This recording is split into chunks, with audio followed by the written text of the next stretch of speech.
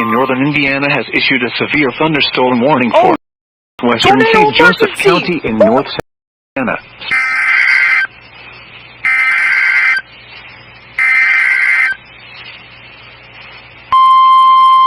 My radios are going crackhead.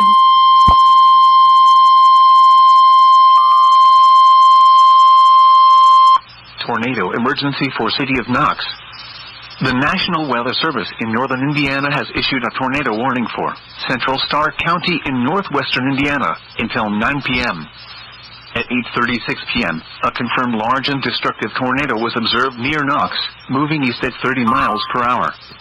Tornado emergency for the City of Knox. This is a particularly dangerous situation. Take cover now. Hazard, deadly tornado.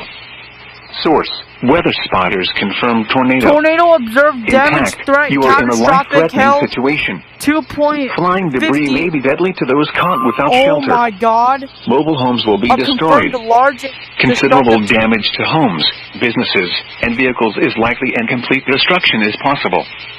The tornado will be near